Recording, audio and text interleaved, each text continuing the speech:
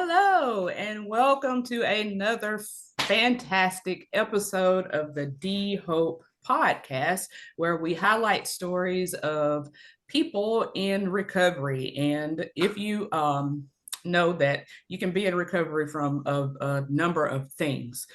So today we have Carrie Stamps. Who has agreed to join us to tell her story, and so we're excited to have you, Carrie. Thank you for coming Thank you and for agreeing having me. to. You're welcome, and for agreeing to just to be you and share your story so that it can help impact the life of someone else. So we like to start by asking you to just tell us a little bit about your upbringing, your family of origin. Well, up until the age of 5, I kind of lived with my mother. Not the best of circumstances, safety wise, drug wise. There was just a lot going on. At 5, my dad and stepmom got custody of me, and the situation really wasn't much better. He was an alcoholic, abusive. um just a lot of people in and out of my lives, going from place to place for a little while. um a lot of fear, rejection, abandonment, growing up. Yeah. So at 5, when you were removed from your mom and put in the home with your dad and your stepmom, and that still wasn't the best environment. Did you stay in that environment, or were you moved again, like I quickly? I was eventually I was moved again at the age of 10, to my father's parents, but they made it very clear that they did not want to raise me, that they did not want me there. And so eventually I did go back to live with my dad and stepmom up until about 15, and then I moved back in with my mom. Okay. So you were there with your dad and your grandparents for about 10 years before Yes. going back to your mom. Okay, so at the age of 15, returning to your mom, was she in a better position, or was that a decision you made, or who made that decision for you to go back? That was a decision that I made. The original agreement was that I was just going to go for a year and stay with my mom and then come back to my dad. Well, life had different plans, and so I ended up staying with my mom. She was in a little bit of a better situation, but overall, it still wasn't a healthy environment for me. No matter where I went, it just wasn't healthy for me. As the adults were struggling. Correct. And by And 16, I was out on my own. So, okay, so tell us about what led to you being on your own at 16. well, it was actually my mother's boyfriend at the time. He was abusive, and he propositioned me, and told me that I never had to work or anything like that. And I just got tired of it. I got tired of all the men in my life trying to abuse me and take advantage of me. So finally, at 16, I got a job and took myself out of all of it. Okay. So did you like at that time, did you, because I know I've heard of like teenagers having their own place to live. It seems wild, you know, that that can happen, but I've heard of of it happening. Yeah. So did you have your own, have your own place at that time, or were you staying with friends? Well, me and he was my boyfriend at the time, but he did end up being my first husband.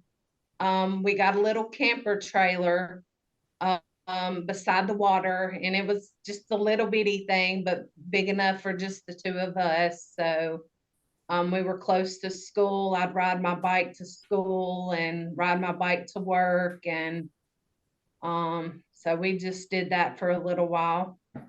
Okay. Cool. Did you stay in contact with your parents through that transition I of did. leaving? I did. My mom just lived a couple miles away. She wasn't very far. I wasn't necessarily running for my mom. It was her boyfriend at the time that, I was running from. Yeah. So how old were you when you got married the first time? I was 17. I ended up pregnant, of course. And so at 17, my mom signed for me to get married. We got married and had our first daughter when I was 18. Okay. How So was that this- relationship? Sorry. How was Oh, that no, go ahead. relationship with your first husband? Was I it was healthy or naive. y'all were just young and Yeah, no, I was naive yeah. and young, and I was looking for love in all the wrong places. We just didn't know how to correctly love each other. And eventually, drugs took over his life. And so I had to make the decision to leave for my daughter's sake. So I think by the time I was 20, I had done left him. And you just had the one daughter at the time. Yes. Yeah. And when you left, where did you go? I think I went back to my dad's at that point. And by this point, my dad had gotten sober. God really stepped into his life and changed him. And so it was a semi-healthy environment other than my stepmom. So anytime I've ever needed a place to stay, my dad's always had his door open for me. So tell us about your relationship with your stepmom. Was there tension? Did she drink or anything? No, she was never into drugs, um, or alcohol or anything like that. She was more so maybe the narcissistic, you know, type. She would publicly embarrass me over things like openly in front of me, talk about me being raped to people that I had no idea who they were, right there in front of me. Just constantly lying and gossiping and trying to get me into trouble, and just openly did not like me, and still doesn't to this day. Did she have kids? Oh yeah, she has Just make sure. I thought, yeah, I was wondering too. Was it a jealousy thing of like Yeah, you like came in what? and Yeah. had attention from your father and like she just kind of like wanted that Yes. attention from him? Yes, she even accused, we got stuck with a flat tire one time. And back then there wasn't mobile phones or anything. And she literally accused him of being out in the middle of the woods sleeping with me. With Like you? it was, yes. And I was No. maybe 13 at the time. So yeah. Yeah, that's the type of woman she was and still is to this day, unfortunately. Yeah. Are they So, still married? They are. Yeah. so I just want to ask this: is there mental illness on her part that you know of? Yes. Not known, or at least not diagnosed, I should Okay. say. But yeah, there's definitely some issues with her. So to this day, like she still is who she was back then, sounds like. So do Yes. you have much interaction with her? No, I avoid all interaction I can with her. I try to have a relationship with my dad. It's hard with her around though, because she won't let him say one word. Now, when I came into the foundry 3 years ago, my dad and I, that's when we really started working on our relationship and being able to talk. And he apologized for everything that he had done. And so we kind of reconnected. And he would come here and visit me at the foundry without her. Um, and so we were able to build, a better relationship. But now that, I'm no longer a participant and bound here at the foundry, if I go to try to see him or anything, she dominates. It's always got to be about her. So yeah, like how so did they have kids together or No, just kids? So her yeah. children are um your step siblings. Um so your relationship with your mom. So to talk to us a little bit about when of course she signed for you to get married at 17, and you were still in communication with her, I'm sure. And talk to us about like what type of support she was for you when you left your husband or Was at that point, when I left my first husband, she was working out of state. Um, Now my mom's always been my rock. For a while, she wasn't in my life in my younger years. I didn't know where she was, and I don't know why, things were hidden, for me about her, no contact and so forth. But later in life, she is my rock. I absolutely love that woman. She has saved me from so many situations that I have put myself in. And she's always there, never asked a single question, why did you do this or what happened? She's my stronghold. She's the one that keeps me lifted up when I yeah, she's really need somebody physically there. amazing. So her presence Mhm. has been just from this point in your life has been very amazing and helpful. Yes.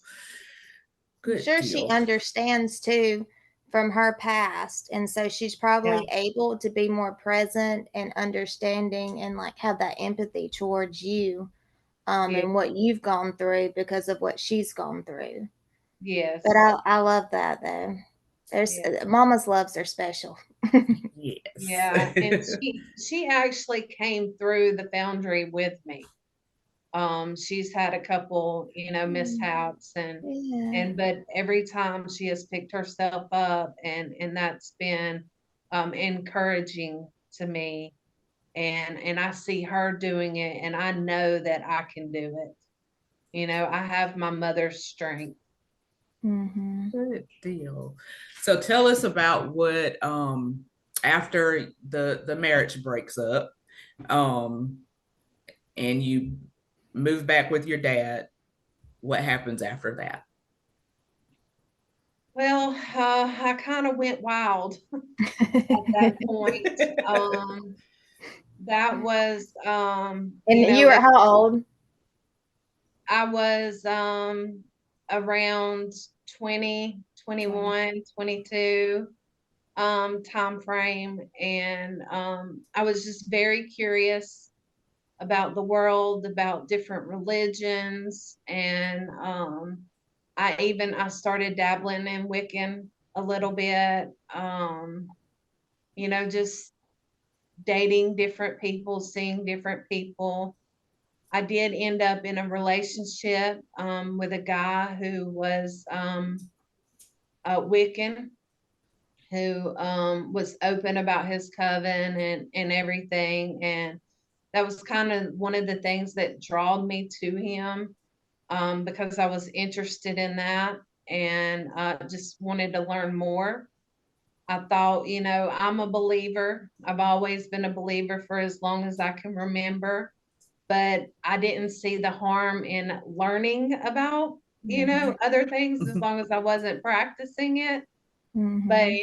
it sucked me in, and I began, dabbling in sorcery, things that I had no business, messing with.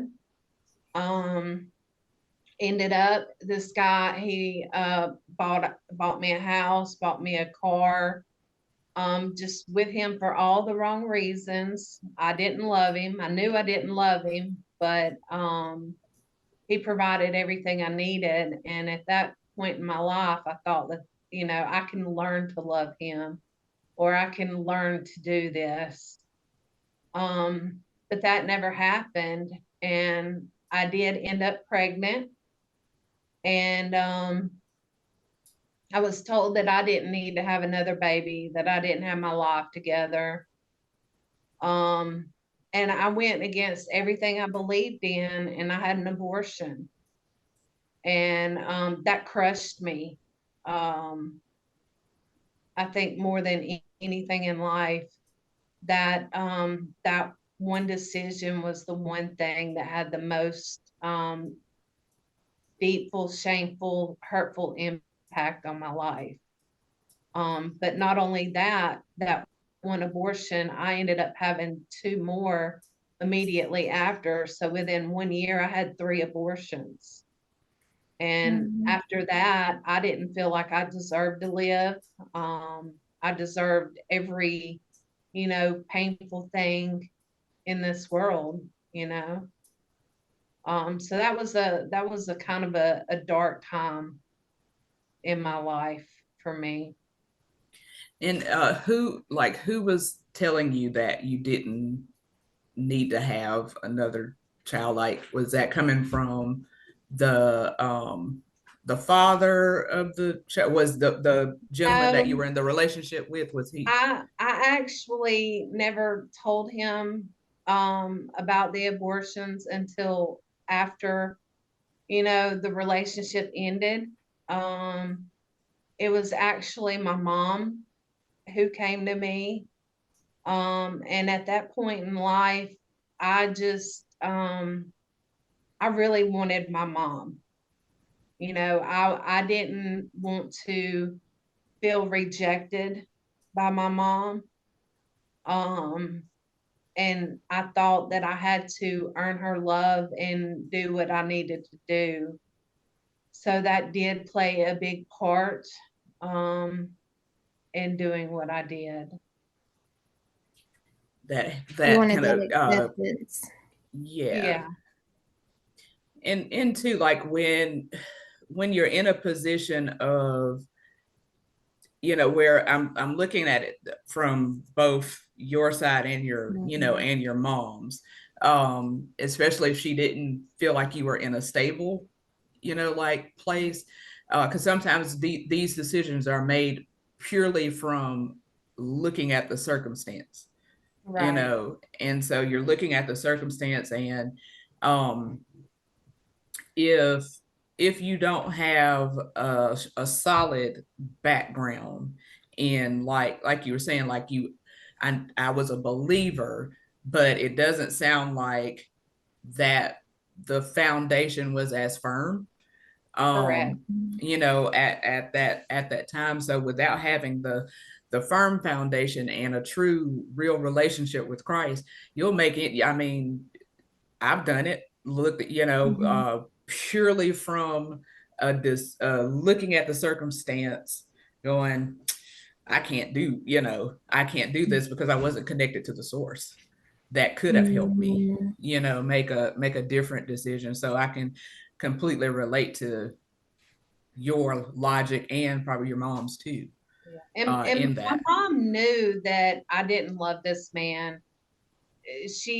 None of my family liked him. They didn't want me with him. They didn't want me to be tied to him, which is, why I ended up having the other two. Mm-hmm. Um, and it being back to back. And then after that third one, I was like, I really can't do this. I upped and left. And I did, after I moved out, less than a week later, I did sit down with him and talk to him and tell him what I had done. And had that conversation with him. He, we talked everything out. And he understood, and we were both in a good place, as far as the relationship was concerned when ending it. Yeah. So yeah, I can see my mom's side too.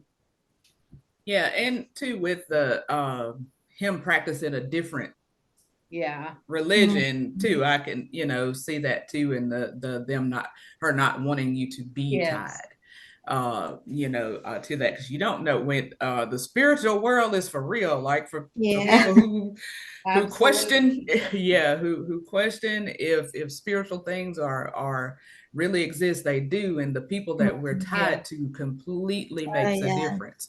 Yeah. I was just reading in Proverbs the other day, and it was uh, talking about how to just go, like go from even a person that's just talking foolish, like to go away from them. And I'm like, if he wants us to go away from somebody that's just Yeah. talking foolish, he definitely does not want us to be in full-blown Tied, yeah. relationships tied to Not this type unequally of yoked. person. Yes, Yeah, and those absolutely. cords are Yeah. really difficult to break too. How did Yeah. that I'm just curious, you dabbling into that other religion or spirituality, how did that personally affect you? Because I've done the same thing and it really had a big effect on me. I was So I'm tormented. just curious to know how it affected you. I didn't know it at the time until later. Yeah.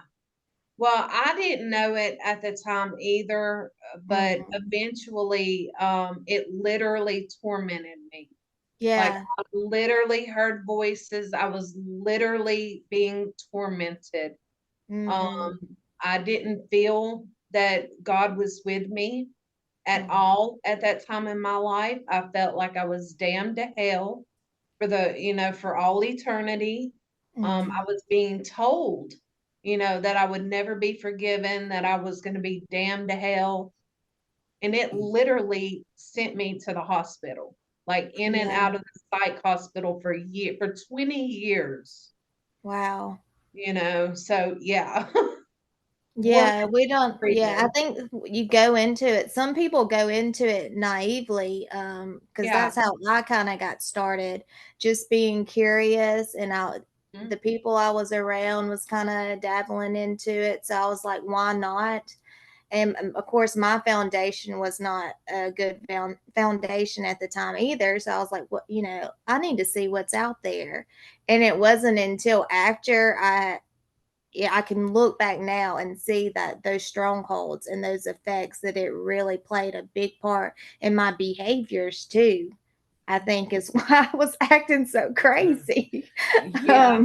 because it Absolutely. affects you. Hmm. Yes, you get hooked up with it. And I like how both of you, said, well, it was no, I was just checking it out. Yeah, I'm checking just it I'm out. just checking I just it, want to read some just checking it cards out. and see what it tells me. Curiosity kills the cat. The cat, yes. So it's some things, I think, from hearing both experiences, is some Mhm. things that we don't need to check out. We Yes. don't Yeah. need to know it. Better off not knowing. Yeah, Hmm. yeah. Like I like to say, that's none of my business. Yeah. So I'm gonna just stay over here with mine. Yeah. 'Cause that is none of my business. Um, so tell us about after, so you left on good terms with him, so there's no backlash from him, thank God. Right. And then what happens after that? Tell us about the Immediately, chaos that ensued. Yeah, well, actually, immediately after that, I met my second husband. And I had actually known him in my first marriage.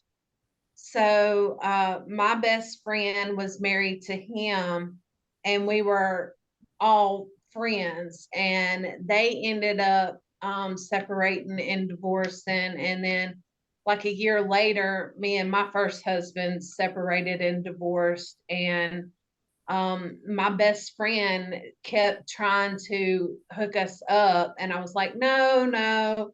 Well, Strange. eventually we did, and we ended up getting married like on a whim. Ended up immediately pregnant, and I had my second daughter. um that marriage, though, kind of ended the same way.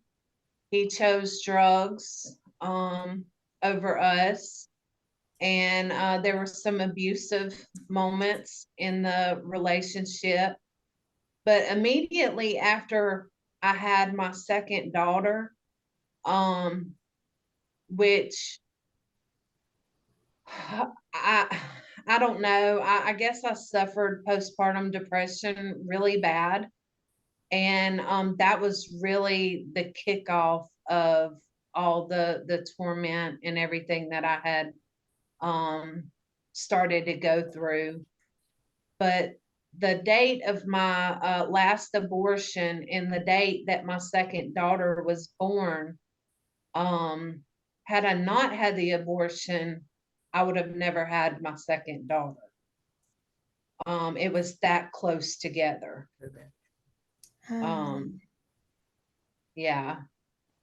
So, but after that relationship ended, I kind of I was very depressed. I was, telling myself I've done lost two marriages over drugs. I want to know what the big deal is.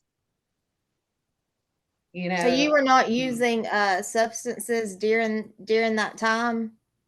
now I did start smoking marijuana at about the age of 13. But it was like a off and on thing. I quit when I got pregnant, and I wasn't going to use because I didn't want my children to be affected by it. So Mhm. after my first daughter was born, I quit smoking. I did like smoke a few times in between having my, other daughters, but it wasn't like a every day. It was maybe once every few months type thing. Then after my second daughter was born, like no more again. And so the majority of having my kids, I did not smoke. Prior to having my kids, I did. Gotcha. Gotcha. Yeah. So do you Now, think that your experience with your parents, both having some issues, do you think that early on that may have kept you from dabbling even further, even though you had the marijuana use, but going further into it something else? absolutely did. And I had always told myself that I would never um use, especially with my kids. I didn't want them to go through the same things that I had went through. I didn't want to end up losing them, and them, having to be shuffled around from house to house, or being abused, or, put in any compromised situations because of using. And I had always told myself that one day I was going to help children with parents of addicts. Mhm. That was something that I had always told myself that I was going to do, that I was going to help those people on drugs. I was going to help the families and keep the kids safe, and Aw. things like that. So I kind of had that calling early on, and that is really absolutely what kept me from, because it wasn't for a lack of being introduced. Yeah. I had an aunt who introduced me to crack cocaine when I was like 18, 19 years old. And, both of my husbands were in harder drugs, and I chose to let them, for my Mhm. kids' sake. Um, but after that second marriage, I wanted to know what the big deal was. I've always been a curious person, and buddy, did I find out what the big deal was. And everything that I promised myself I would never do to my kids ended up happening to my kids. Yeah. So what did you use when I you used start? cocaine to begin with, and due to the sinus issues and stuff like that, I was, somebody was like, well, you can just smoke it. And so I ended up on crack cocaine. Mm. I used for about 3 years. I lost both of my daughters. They ended up going to stay with my mom's mother, so my maternal grandmother. Um, Lost everything in that 3 years. Um, and that really, from that point on, for the next, I'd say 20, 15 years, it was like a constant cycle. I would use drugs, I would get off, I would get my kids back. Then I would have a breakdown, end up in the mental hospital, back on drugs, and abusive relationship, and that was just the next 15 years of my life. Um, Now that was I was on cocaine for about 3 years. My mom did come to my rescue at that point, and moved me to Tennessee, got me cleaned up, got my kids back. But of course, that was short lived.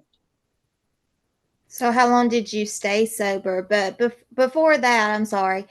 What led to like them taking your kids? I mean, obviously you're on crack cocaine, but I'm always curious of like, were you just you couldn't hold a job? Like, were you intoxicated with them? Like, what led to like your grandparent like taking your kid? Like your mom, your dad intervened, or So I ended up in the hospital. okay, I had a mental break, and I tried to commit suicide. And the hospital, like my grandmother had my kids, okay, and when I went to get out, they had to make sure that I had somewhere to go. But my grandmother told them, well, if she's on drugs, she can't come here. And the hospital informed her that I was, in fact, on, I don't know if they told her what I was on, but so at that point, she was like, well, you're not allowed here. Kids are staying here.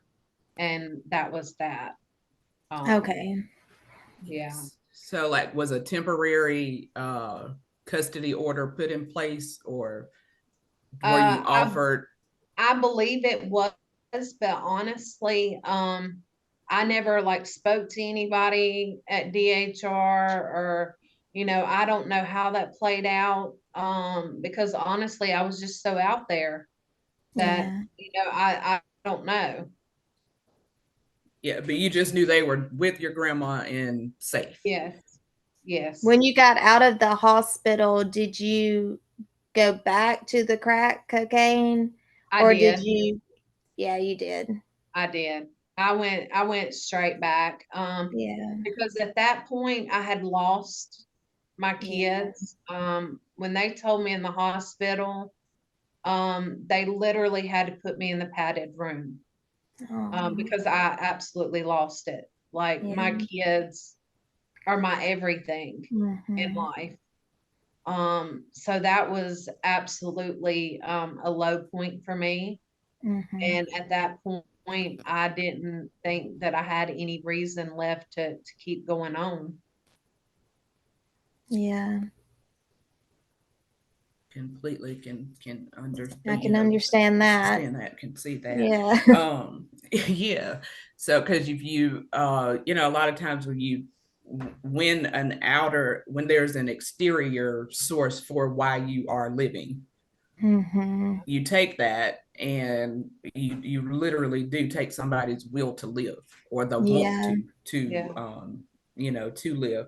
And that's why I'm a fan of finding the inner why you want Mhm. it, the inner Yeah. part of why you need to or want to live, Mhm. so that you can, because life can come at us fast and we never know what may happen. Happen. um yeah, and if we're already, but like just up until this point, your childhood, your teenage years, in the beginning of adulthood, it's very traumatic.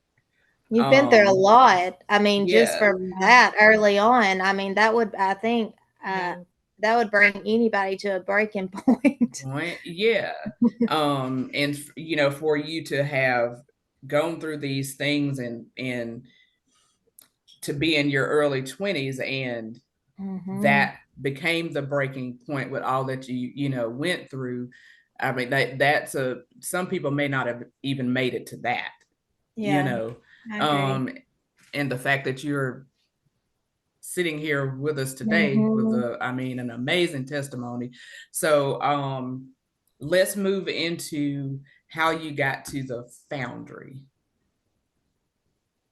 Well, so after just cycle of years, I found myself into another abusive relationship, and I was at this point just pretty much smoking marijuana, drank alcohol. I did take, some Adderall or Roxy's here and there. I wasn't like totally dependent on them, but like I would use them, recreationally. And so my mom, she she OD'd, and it kind of opened up my eyes a little bit, and I started talking to her about the Foundry, and how I wanted to maybe go just to kind of get out of the world and try to get closer to God. That was my true motivation for wanting to come to the Foundry, was to just kind of take myself out of the world. um and so my mom said, one day, she was like, well, I think I want to go to the Foundry. I was like, okay, let's go. I got the money right here. Let's Yes, let's go. go. So, so she got into the Foundry, and of course, I started procrastinating a little bit more, and she began praying. Um, she had everybody here at the Foundry praying me in to the Foundry. And so about 3 months later, I was having nightmares about this guy killing me. And like many times in life, I had called out to God and asked, told him, I was like, well, God, if you don't want me in this relationship, make a way out for me. And at this point, I knew that I wasn't supposed to be in this relationship. God had done told me many and many and many a times, but I'm a person who wants confirmation after confirmation. And so I was having nightmares about being killed, and all of a sudden he comes and pulls out a gun, tells me he's going to shoot me dead in the face, that I better get back in here in bed. And so I did, but at that point I had made up my mind, okay, God, I hear you loud and clear. And the very next morning, a customer had come up to me and gave me a note that said, without faith, it is impossible to please God. And so I just busted out crying. I was like, okay, God, I got you. I'm going to the Foundry. And so within a week's time, he had made that way. Everything worked out perfectly, that I was able to load up all of my stuff. Um, and made it here to the foundry, even down to picking up the U-Haul truck. I was actually running late because this guy had, made me late. They were already supposed to close. And I get there, and the name of this shop is Saved by Grace in Hueytown. And he was just like tinkering. He said, I don't know why I'm still here. I'm just tinkering around. And I was like, I know exactly why you're here. I was just saved by grace. Yeah. Yes. So it was Absolutely. absolutely the Lord that made that way every step of the way until I got here. Mm-hmm. So breaking away from the, like, going back just a little bit, breaking away from, so we have this 15 to 20 year cycle that you're in of just relationships of people who are using, where all of the men that you had relationships with were in some way, form, or fashion dependent on a substance. Yeah. Yes. Okay. And so Yeah. so you're in and out of these relationships with these gentlemen that are too dependent on a substance. So somewhere along the way, you stop using the crack cocaine, Uh-huh. and you're drinking and smoking marijuana and Yeah. doing pills here and there. And so are your kids still with your grandmother at this point? So no, they were only there during my crack phase. Okay. My mom took me to Tennessee, got me clean and everything. And the way the devil works, he's gonna make it too easy, to not quit. So the very first person I met when I got to Tennessee became my best friend was cracked at it herself. Okay. Yeah, that's the way the enemy Yeah. works. Yeah. But despite that, I struggled for a little bit there. But I had a point where I was my mom had control over my money, and so that I couldn't, have the money to go buy or whatever. Well, they were planning a trip to the beach, and I got a hold of my card, and I went and spent all the money that was, in my account. I didn't mean to, but crack just takes that hold over you. And I ended up spending all the money, and then so my children suffered from it. Now they still went on the beach trip and everything, but at that point, um, that was another low point for me, like a reality check. Like I just did this to my kids. Like up until this point, I had been like, well, it's not affecting my kids, I can maintain my job. I've always been one, like I've worked Waffle House for over 20 years, So you you were know. able to, I'm sorry, you were able Yeah. to still like maintain going to work Yeah. while all that's impressive. Yes. And my kids, they always had everything they needed. Mhm. Um, I don't know how, but like they've Yeah, always been like a main priority in my life. of course. Minus the couple of years that I was on crack cocaine, it made it a little bit harder, but I Mhm. did eventually, with my mom's help, get off of it. Never touched it again. I will never touch it again because it's straight evil. Like it will Mhm. take me quicker than anything, and I know this. And that's another reason why I never tried meth or nothing like that, because I know I like it. Yeah. And I mean, I'm not gonna try to fool myself anymore, Yeah. thinking, oh, I can just try it and be okay. No, Yeah. Mhm. I know I can't be. So I tried to stick with something that I could easily put down, like smoking, or I've never been a big drinker, so like I would occasionally drink. Things that I knew I could control. Um, is kind of what I more went for.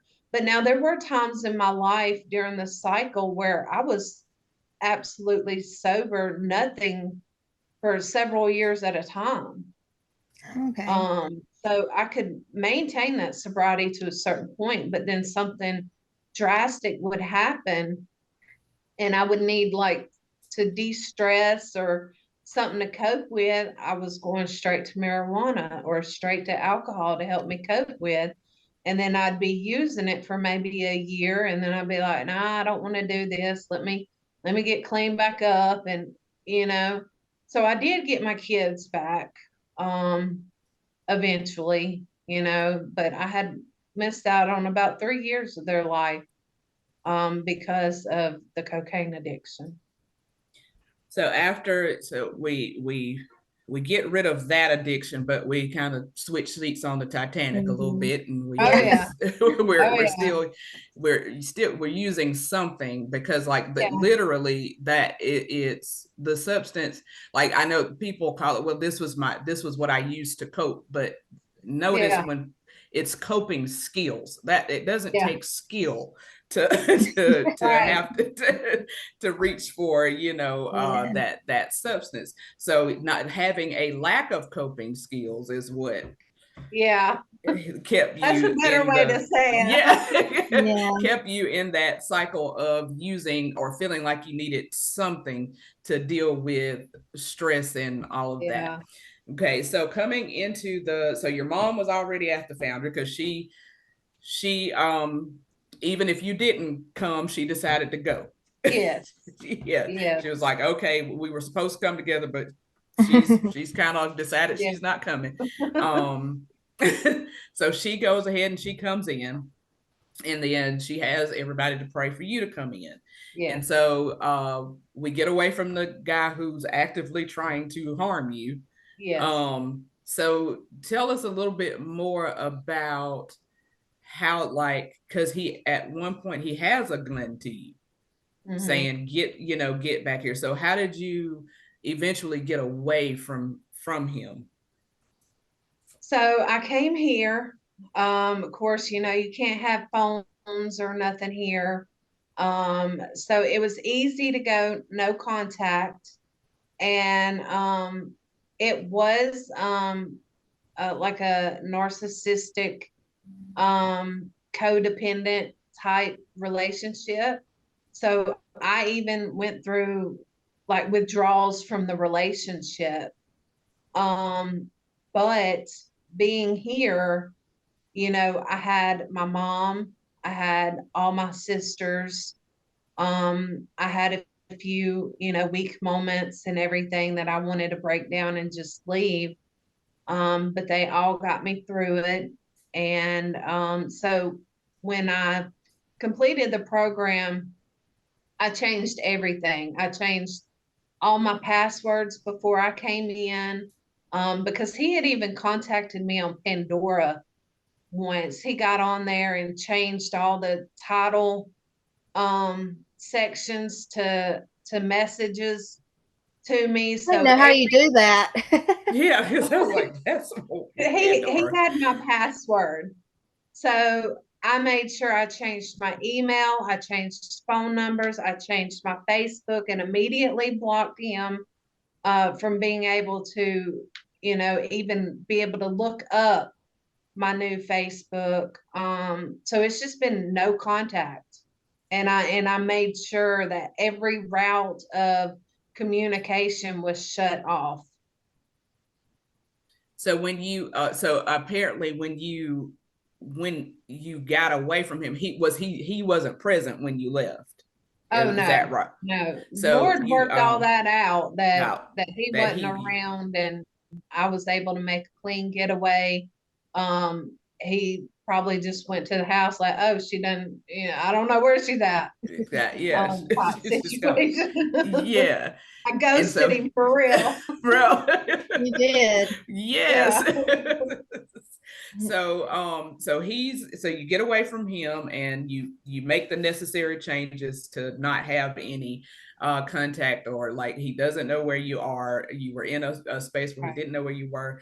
And then how did because coming in when you got into the door at the family, like you said, you had some withdrawals from that relationship, because for those of people who may not know, we can be addicted to people too. Yeah.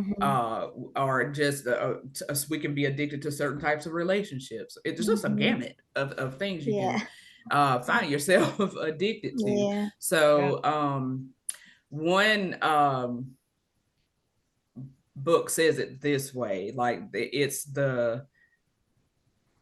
no relationships and destructive relationships that can lead to addiction. And I find that to be extremely true.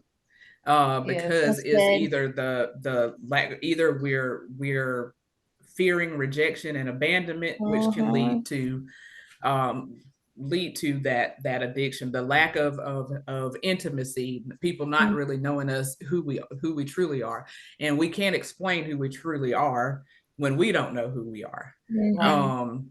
And especially when you've had traumatic experiences in your especially, I believe, especially in childhood, that lead you to it, because it just warps you. You don't know who you are. You don't know who you're supposed to be.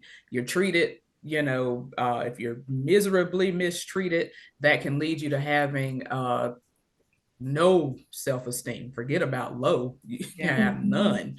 Which will cause you to get hooked up with people, because of the opinion that you have for yourself. If I don't deserve better, I'm not going to look for better.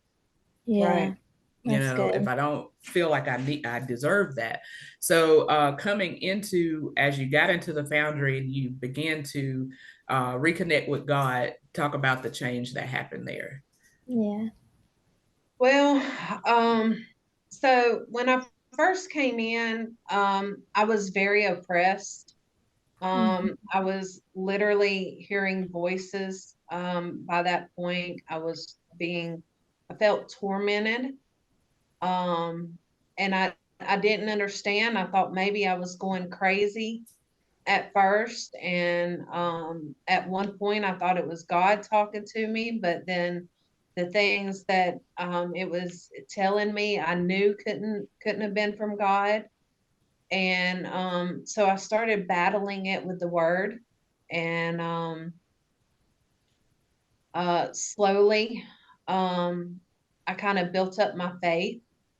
But I went through a deliverance, and that really freed me. I had never spoken about my abortions until I got to the foundry, and went through the Alabama Abortion Recovery small group. And so things just started falling off of me, all the guilt and the shame. And every time I've told my testimony, I've gotten just a little bit lighter.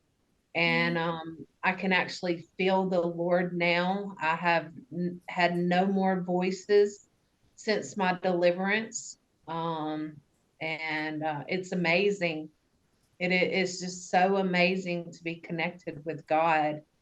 And yeah, a lot different from the rest of my life. Yeah. Amen. That's So awesome. yes, I love that that how you said you use the word Yes. and to combat the voices. So that can help somebody to know that there is hope, and it's not always through medication. you Yeah, know that's it true. Yeah. is Yeah. because, like, there are, you know I say it this way. Sometimes I feel like sometimes when people have been diagnosed with multiple mental illnesses, in the ways, I feel like that can be more of a spiritual thing. I don't Mm-hmm. often, like, think that it's always just but because mental illness mimics so many things. Yeah, I just believe that it it does. does. It And does. there's things that are spiritual, and that people are trying to fix with medication, that if you aligned yourself Mm-hmm. and believed God, choose to Mm-hmm. believe his word Yeah. above anything else, Yes. above what your thoughts are, what your feelings are, what you see, then that's when that you can, because he said by his stripes we are healed. Yeah. Like, so, and he another scripture talks about how he heals us from all sickness and disease. So I Mm-hmm. don't take his word lightly. Like Yeah. it's and it truly starts with us being able to choose, Yeah. Yes. choose to believe. And that's what, faith is, my ability to believe. Um, and it sounds like that's where you got to a place where Mm-hmm. it's like, you know what? Not don't believe these voices in my head. This can't be him. I'm reading him. Look, Yeah. I'm reading Yeah. him, and I'm discovering that's not him talking. Um, Okay. yeah, like a lot of times I hear people ask that question, but how do I know the voice of God? Or how do I, Mm-hmm. like how I know it's him speaking? And I think I heard Jensen Franklin say it this way one time: when you can't hear God, reading. Yeah. It's Yeah. like, yeah, like it's a whole book Mm-hmm. with 66 books Yeah. on And he of him speaks to you talking. through the word. Yeah, of him speaking to us. And Mm-hmm. like, so tell us about your process of how you use the word to combat Mm. situations. Well, so I will state that in the past, I have had multiple diagnoses. Um, from being in and out of the hospital, spent 6 months at Bryce State Mental Hospital at one point. Wow. So on tons of medication throughout the years. Thank God I'm on none today. And I have Amen. That's not had awesome. any craziness like I've had in Mm. the Yeah. past. So spiritual warfare is real. Um, but like one of my favorite verses is because I used to have anxiety a lot. Was the Lord does not give me a spirit of fear, but of power, love, and a sound mind. So Mhm. Amen. anytime I start feeling anxious, I will absolutely repeat that verse over and over Mhm. until, and pray. Like, okay, Lord, I know this is not from you because your word tells me it's not from you. Um, Mhm. and so I just, pick whatever verse I need for however I'm feeling and however many times I need to say it, pray it, whatever. And that's how I fight with the word, because I know his Amen. truth. And Yeah. he is not a man that he should lie, as one of my favorite people used to tell me all the time. So I love it. He is not. Yes, how long did that transition, I always say there's always like there's just that process you go through. Um, but how long were you like at the foundry where you were able to like really grasp like and work on your relationships and kind of like let the past no longer interfere with like your present and what you were trying to do, because you had that bad relationship that obviously you're having a detox from. yeah, You also had, your mom, but you had, your kids and your father, and all those are like, it's hard at first to navigate and get through all those emotions when you're getting sober and you're trying to build that foundation. It takes time. I mean, from my experience. So what did that look like for you? When did those relationships and that shift happen? After your deliverance, or was it kind of like, yeah, yeah. It was definitely after my deliverance because up until that point, it was just like I was just being tormented. Yeah. And You um, couldn't at see. that point, I didn't know what to believe anymore because I was praying, to God, and yet I was Mhm. still, felt tormented and hearing these voices. Yeah. And so I think it was about 6 weeks into the program, I had an absolute breakdown. Yeah. I was ready to go, like I just could not take it anymore. Um, at that point, that was when I ended up having my deliverance about 6 to 8 weeks in. And from that point, just With John? I did. I went through with Buccarelli, and Yeah. then but I also went to Transformation Ministries I did that later too. on in the program. Hmm. And then I had another group of ladies. I think it's from King Ranch or King something. They actually came in and prayed with me and silenced the voices or whatever. Are And they from Kingsway? Kingsway, that's Yeah. it. So they were actually the first ones to come out and pray with me. Um, and it kind of gave me that leg up. Okay, so now I'm not hearing these voices. I'm not being tormented. So I started filling myself with the truth. And, and then I don't know, just gradually, I just felt better and better each day, a little bit lighter. And I'm still working, I'm still Yeah. working on it because there's still times where, I struggle and I have to get on my knees and, you Of know, course. get my strength from the Lord. Um, Yeah. so it's That's a been, forever thing. yes, Yeah. yes, Yeah. So is it safe to say that your coping mechanism or coping skills at this point are prayer, yes, reading, and not just reading and hearing the word of God, but actively using the word of God yes, as a Mhm. weapon to wage war against the enemy that we all have. Um, Yeah. that absolutely. that wants to trip us up with the lies. Yeah. So when you decide what's going to be true for you, which your Mhm. decision is the word of God is true for me, and Yes, you use that to combat the enemy and his different actions. And so I haven't heard you say one time that you've turned alcohol or pills or Yeah. nothing other than no. what has been working for you. So how many how long has it been since you used the substance?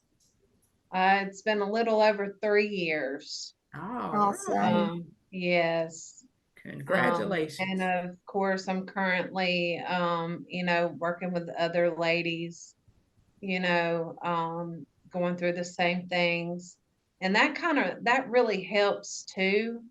Um, Hmm. having the accountability, surrounding Yeah. myself with, other women who are just like me and going through, school to become a certified recovery support specialist. Yeah. Something I've always known I wanted to do, but never thought I could because I let the Yeah. Yeah. enemy lie to me for so long. But the Lord, He's good and He works all things out for the good. And so Hmm. everything that I've been through is just a testimony for other women, Yeah. just like me. Definitely. Yeah. And that helps me too to stay sober and to keep my head on straight.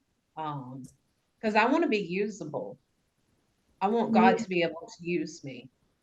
Well, Yes. you definitely are. Your testimony is just powerful in itself. I've learned all this. I didn't even know all of this stuff. So,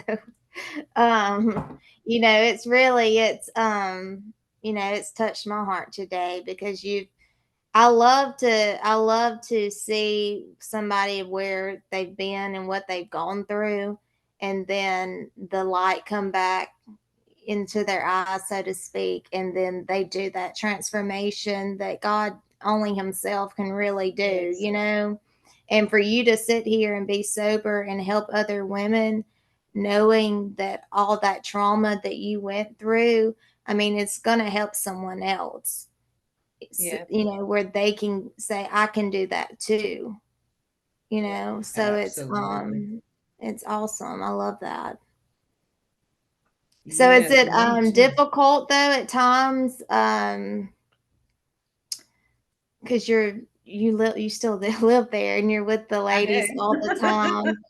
Um Not left, so and I I hope know I that don't it's see it anytime interesting. soon. Do you ever feel like you're kind of, I always want to know because you're always in it, you know, like how Norma Jean was there when I was there and she was just always in it. So I know it can be a little bit frustrating at times. Is there ever a point where you kind of feel like heavy or burnt out by just the, because it's, you know, you're dealing with so much and in heaviness from other from Well, other people. thank So like what do you do to thankfully like help that? thankfully, I don't have to do it on my own like Norma Jean did. Yeah. I have somebody else who is here with me, Hmm. and if it gets too heavy, I go to her, I go to Twana, go to Donna, I go to whoever I need to go to, you Yeah. to talk this out, Yeah. see what we can come up with together. And because there are two of us now, we're able to get away, for That's the good. weekends Just or self-care.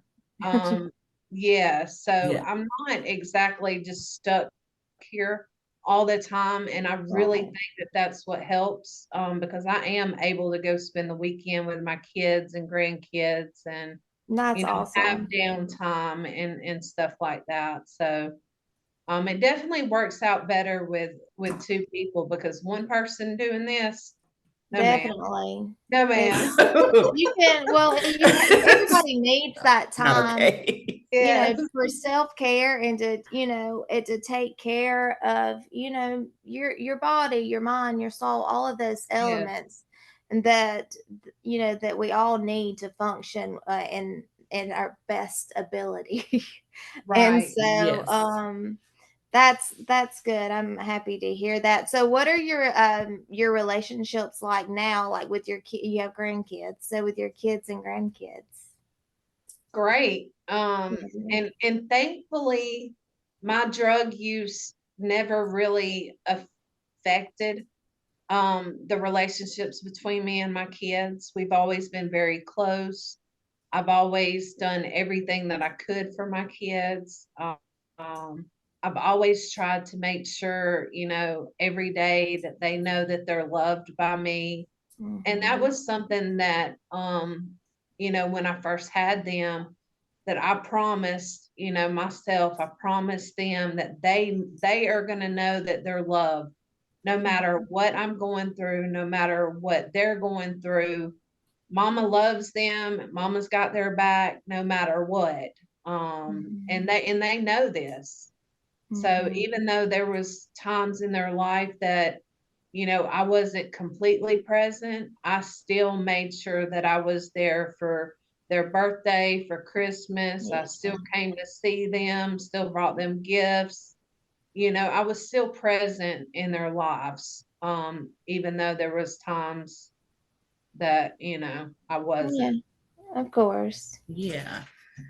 And I mean, like just the your tenacity to want Mhm. to be a good mom, you Yeah, know, despite the issues that you face. I think that alone is commendable. A lot of times people think that, oh well, well, look, why don't they just stop using because they don't why don't they love us enough?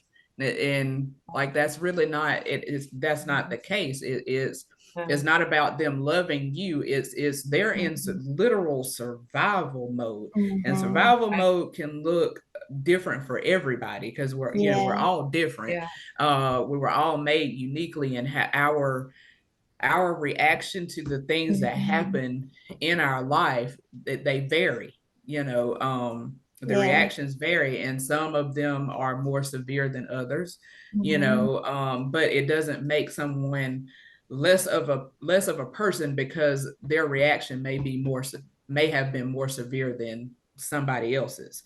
But it's the fact of that your kids had that opportunity to see you come back into their lives after that period of time, and to be consistent in their lives from that period on. Even though there was still some struggles, you were still consistent, which is a wonderful thing. And I was looking up the scripture, 2 Corinthians chapter 1 verses 3 and 4 talks about what you were talking about earlier about helping others through sharing your story. Verse 3 says, praise be to God and Father of our Lord Jesus Christ, the Father of compassion and the God of all comfort, who comforts us in all our troubles, so that we can comfort those in any trouble with the comfort we ourselves receive from God. And that's I love that scripture because it's just goes with the saying that I think most of us maybe have heard, like, well, my pain wasn't for no reason. I've experienced some things that were painful in life, but because God has comforted me in through that and helped me to see, like, often I say I used to ask the question of why me. Like, why did I have to experience these things, or why did I have to, and so now it's like, why not me? Like, because I literally can relate, to certain things that and help people because he's comforted me. And I got healing, from the Lord. And so, like, there's no greater healing that can take place than the healing that we get from our Father, who loves us so very much. And his intent wasn't for us to experience the hard things. But we live in a world where that happens. And because we're Jesus didn't ask him to take us out of the world, but to protect us while we were in it. And when we can turn to him and not look at him as the problem, but as the solution, that's good. It do us a world of good. That's good. That's true. So tell us, so we're becoming a certified recovery support specialist. This is exciting news. That's and awesome. So how close are we to that? I am doing my internships now. So yeah, after, I think I have about 100 more hours of internship to go. And then I'm ready to go. Yeah, that's awesome. You're gonna get that state certification. So that is exciting. So what's after that? What do we know what we're doing? God ain't told me yet. But I'm trying not to take control because I have control issues. Yeah. So, I'm trying to be still and just one step at a time, do what the Lord tells me to do. So yeah, he hadn't got that far with me because I have a tendency to want to kind of speed things up. And take control. And he knows that about me. So he gives it to me one step at a time at this point in life. And that, that's the best way. One day at a time, 1 second at a time. Well, it builds that trust too, because you have to rely on him. Yes. you know, Yes. yeah, that I keeps can that feel you. faith, feels that, Yes. that connection there. So I think Yes. that's how God works. I'm so glad I don't know everything before it happens. I know that much. I have faith that God's going to get me through it, and I pray, and now I can hand it over to Him. When before, when I Yes. had it in my own hands, well, that didn't ever work out. Oh, And I'd be willing to say it doesn't work out for anybody when it's Yeah, hey, that is when that's where you see all the chaos happen, is when we try to take yes. control of our own lives, and then we're wondering why everything is not working out. It's because we're not doing it according to God's plan. We're doing it Yes. according to our plan. Her trying to plan. take Yes. over. And Yes. that never works. We'll Uh-uh. we'll Uh-uh. try we'll try for years, and then one day, like us, we wake up and we're like, "Hey, why wasn't I doing this all along?" Yes. Okay. I like to say, life, I call it BC, before Christ. For Yeah, me, it was very, very terrible. I mean, when I yeah, look back on my hands and stuff, I'm like, what were you trying to do? I mean, yeah, like it was just equaling up to a bunch of nothing.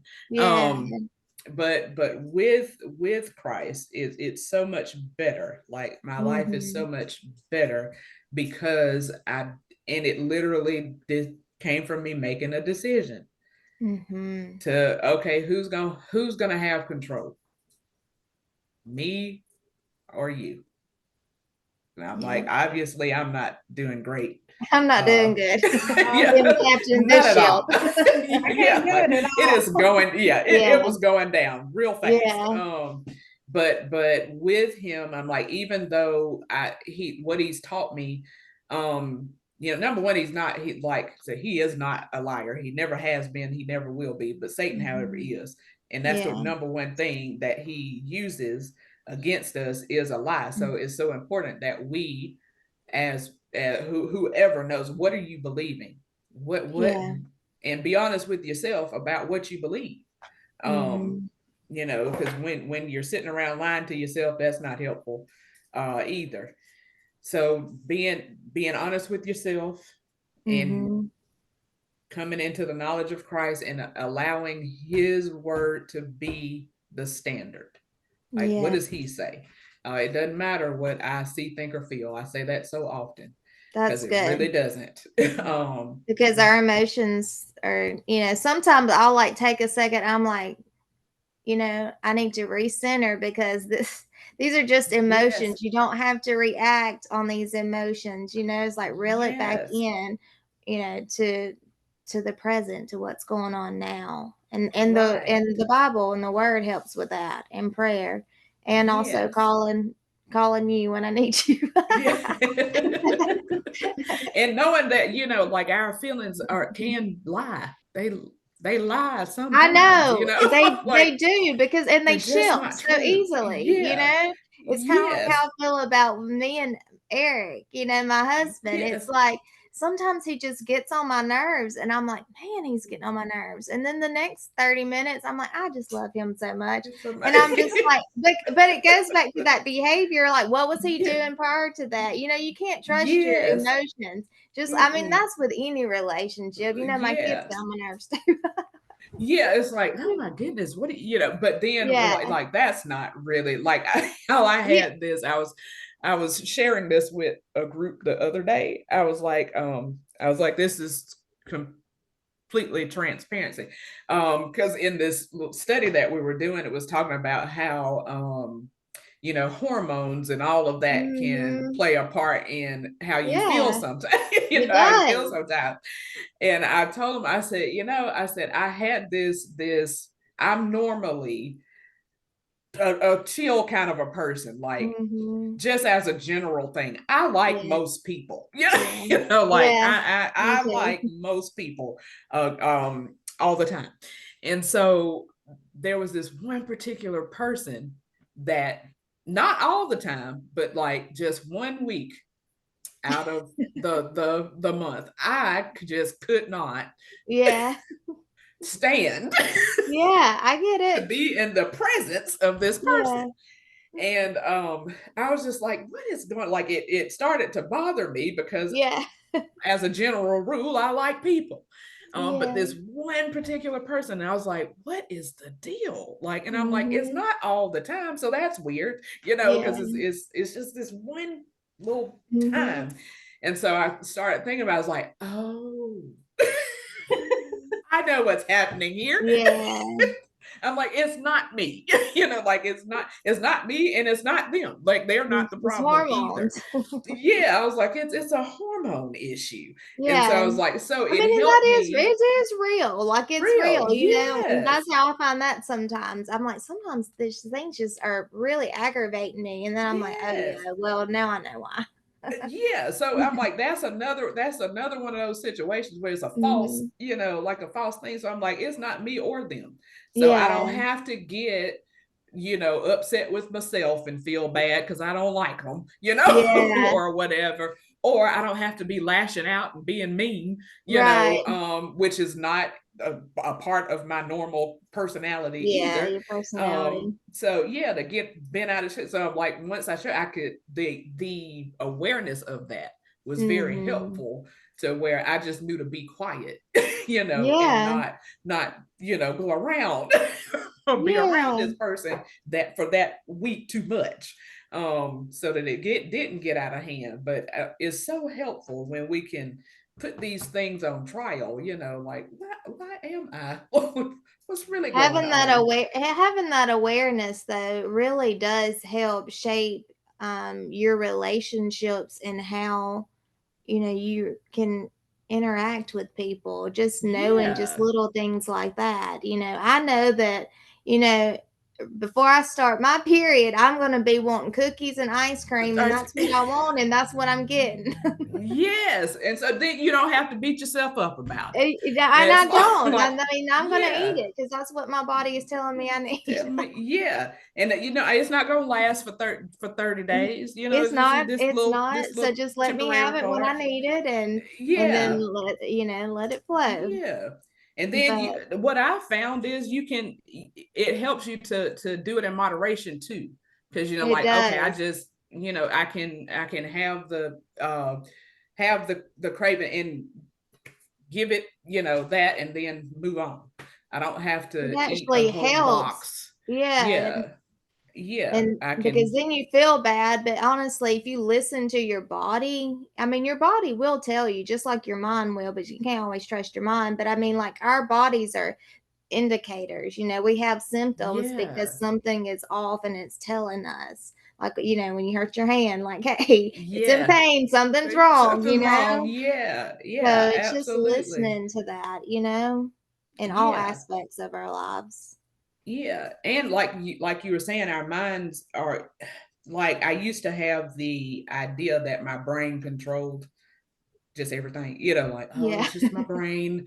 It's just Yeah. doing what it does. But it's like, Mhm. no, your mind controls that. Your mind Yeah. controls your brain. Mhm. Like when, you know, when we all got on here today, it's like, oh, there's hope. Let me say hey Yeah. to hope, you know. Yeah. So it's like my mind told my brain to tell my hand to wave. Yeah. So if my mind is operating and functioning correctly, Mhm. then the rest of me is going to function Yes. correctly. So it goes back to what Carrie was saying earlier. Her mind Mhm. was changed through the Bible calls it the washing of the word. You Yeah. know, so having her mind renewed, so now her thoughts, they weren't the same as what they used to be. Yeah. Her thoughts are not, you know, so her mind tells her like we don't need a substance to cope. Yeah.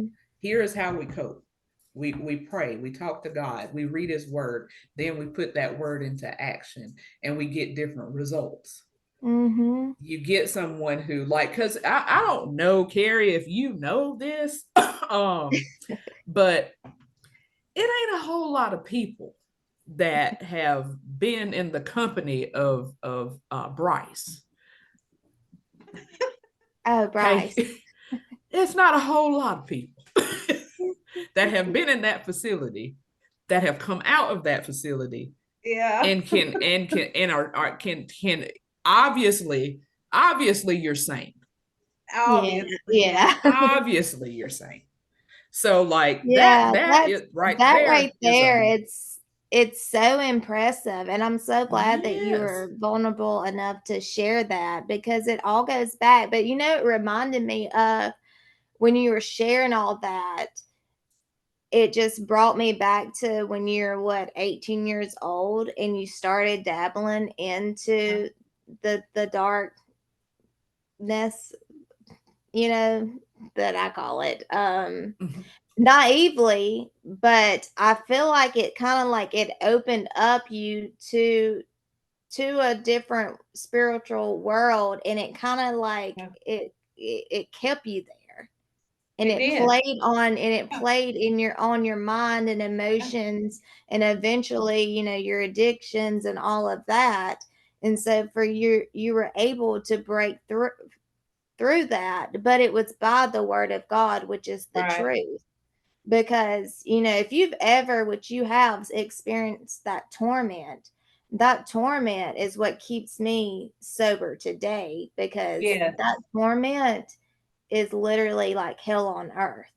Yeah. And if you've ever experienced that, I mean, that even like a glimpse of thinking about that, what I've went through, and you've went through it, and obviously in different ways, but it going back to that's what keeps me honestly sober today. I mean, I used to have been like, it's my kids, but it's not my kids, it's not my family. It's honestly just knowing that if I don't, that torment that would be on my life would honestly probably take my life. Like, I know Yeah. that, Mhm. Yeah. and you know that. Yeah. So it's having that, that awareness. And I like how you shared too that you still, you get on your knees and you still have those times where, because challenges come, we're human. And so but you know how to cope with it now. Like, to pray, to read your word, to talk to somebody, to have that accountability, because things will come up in life, but you have that awareness now of what to go to. And it's not back to substances, which eventually lead you back to Bryce, the nut house. Yes. Yeah. Yeah. We don't That want you to go there, so Mm-mm. no, no. Mm-mm. And that oppression and that Mhm. torment is Yeah, like scary. Like, yeah, and not feeling the presence of God. I never want to experience that, not even for a second of my life again. yeah, Me You either. know, Yeah. I am running after God, full force, and I don't even want to look back because that experience is, I wouldn't wish that on anybody. And yeah. just the way that I felt, I can't imagine how much more, it's going to be in hell, Oh, yeah, because that was Ooh, hard yeah. enough. yeah. Um, That's good. that I never want to experience again or anything like it. Yeah, Yes. Oh, like that is amazing. Um, like that you equate it to that, like, because I can imagine that that's like hell would be so many more times Yeah, mm-hmm. that that feeling. yeah, Um, and I don't know if y'all have ever seen or witnessed there's these I've seen them on like YouTube. These it was one guy in particular that I saw who was telling his story of he was shot like several times, but his experience of he said he went to hell. Mm-hmm. And him talking about it, and the way that how when sometimes people are telling you something, and you can literally like almost feel like you're there with them. Yeah.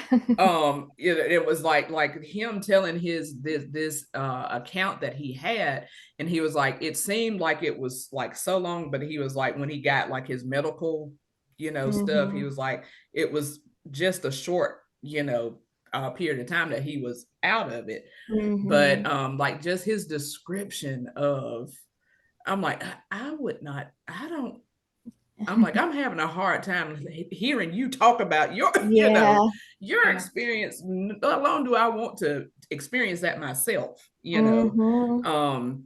But like being to the point of where you literally, I think, want to die. Like Mhm. you want to, and you have the thought, or even are going towards the plan of taking your own life. That's a Mm. level of torment there too. Yeah. Um, It really you is. know, Yeah. and oppression. And so it's like, if anybody's, if you've experienced any of that, Mhm. any situations like that, it does, like, it changes your life, and it Mhm. changes your perspective on life when you can get connected to God. Like, I cannot say that, Yeah. enough. No. Like, Yeah. there's power in you getting agreement with God, Yes. That's and trusting him. And so many people, especially who's been in a situation where, you know traumatic situations happen early in Mhm. life, and even for people who did happen later in life, Mhm. trauma takes is where you feel powerless. So Mhm. that's why we tried to take control of our lives in the first Yeah. place, because we had gone That's through good. traumatic experiences that Mhm. left us feeling powerless and out of control. So we had to Mhm. try to gain And trying to control in take some control. area, Yeah. which, wound up harming us even further. Mhm. But when we can choose to say, you know what, I'm gonna lose control and allow God to have control, Mhm. the one who made me, the one who knows Yeah. all about me, even the Yeah. stuff I don't know about me, he can Yeah. tell me. um, and I'm put myself in his hands and allow him to Mhm. be to steer the ship. And I sit back, and I'm talking to him. I'm asking Mhm. him, like, okay, which way are we going now? What Mhm. are we doing? What are we doing now? Yeah. What do you want me to do now? A part of my daily prayer is for him to tell me what to do, when to do, and how to do it. Yeah. It. yes. Yes. Exactly. Yeah, because I'm like, if you don't want me to do it, please, by all means, don't let me go anywhere Yeah. near. And just Um, just shut the That's door, you know? That's what I yeah, pray is, yeah, open the doors that need to be open and shut the ones that need to be closed. And I have yes, found that to be really, really true in my recovery is, there have been some doors shut, and at the time I was like, well, should I pray that? but it was for my good, and I think that's what people don't realize is that sometimes a no to us may hurt for a second, but it serves us in the long term. yeah, um and so that's what I trust now. If it's not for me, I don't want it anyways, because right. that's yeah, it's not going to be good for me. And so, yeah, and that's just how I look at things now, regardless of what it is. Which yes, Carrie, I have that you live by same that look. too. Yeah. Yeah. I pray for the open doors Mm-hmm. and to close the doors too. That is absolutely a daily prayer, but that Mm-hmm. he guides my steps, Mm-hmm. to those open doors and lead me away from those closed doors. Yeah. yeah, Because ultimately he knows what is best. He knows Yeah. me inside and out like no other person ever could. Mm-hmm. He knows me better than myself, so he knows what I need. He's Yeah. my creator. Of course, he knows what I need, yes, Mm-hmm. yes, so I have to give that ultimate trust to him in every single situation. Um, Mm-hmm. because, he is the yeah, supreme God, yeah, Yeah. yeah, sovereign, yeah, Yeah. Absolutely. And he makes things happen when we can't. So Yeah, Yeah. absolutely. I've seen him work out things that, that I never thought would have been able to be worked out. I mean, I had faith it would. And I think that that's what activates it, honestly, is Yeah, believing. If you believe in it and believe God's word and truth and have that faith, it just works out. It comes together. God works with that. yeah, He Yeah. has in my life. Yeah. And it goes back to that note that you got that day, Carrie. Yeah. yeah, Yeah. yeah, Without faith, because it's impossible to please him. yeah, because I, had to have those confirmations I and love I that. questioned myself. Yeah. But see, the thing is I knew that I was hearing from God, but I didn't want to listen. I was Yeah. being stubborn and that was the eventual, okay, you don't want to listen to me. You want to keep calling out to me, but you don't want to listen to me. So you go on and do it yourself and see how that turns out. Mm-hmm. Yeah. And then I learned real quick that that's no no no God, I'm sorry, Don't I'm do it gonna listen yourself. to you now. Yeah. Well, So he'll stop you too. Yeah, I mean, yeah, yeah, he works things out where if you're doing yeah, something you don't need to be doing, yeah, there'll be a stop to it. yeah, He'll put a Yes. hold somewhere. yeah. Yes. And he I was did, telling my sister not long ago, we were talking about t-shirts. Y'all know I love t-shirts and I Yeah, love t-shirts with stuff on it. yeah. And I had asked her, I was like, hey, I need you to do a t-shirt for me that says "Don't do you."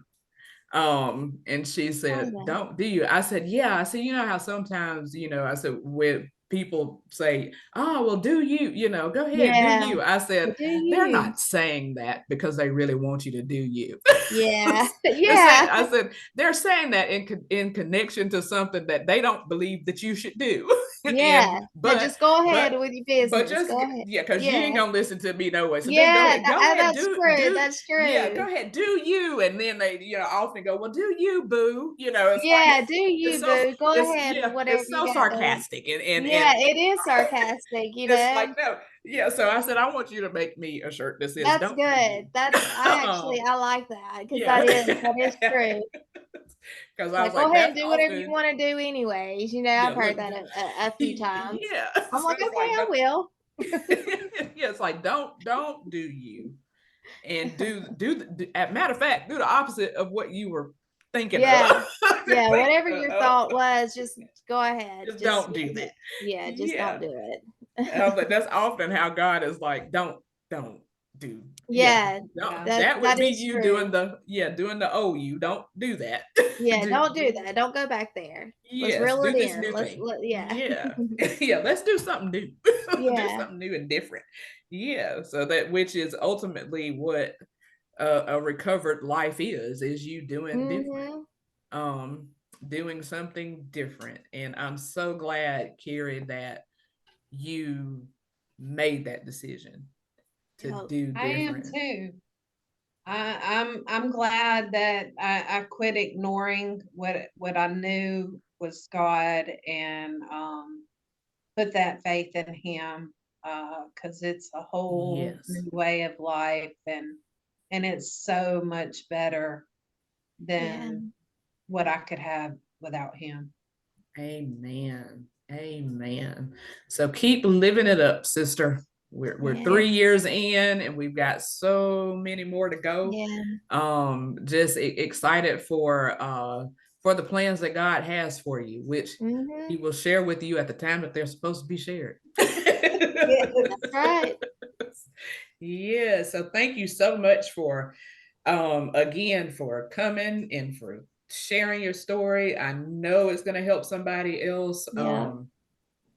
And continue to help that it will continue to help others as you continue to follow his footsteps and do what he's called you to do, which is an amazing it's amazing to be a part and to Mm. get to be a part of helping others to succeed Yeah. in their endeavors of reaching recovery like you have. So keep up the good work, my friend. Thank you. Thanks Yep. for having me, Proud guys. of you, Carrie. Thank You you for are coming welcome. on. I was blessed by your story today. Thank you. Amen. All right. Well, check out next week's episode. Yes. Awesome. See you guys later. All right, Bye.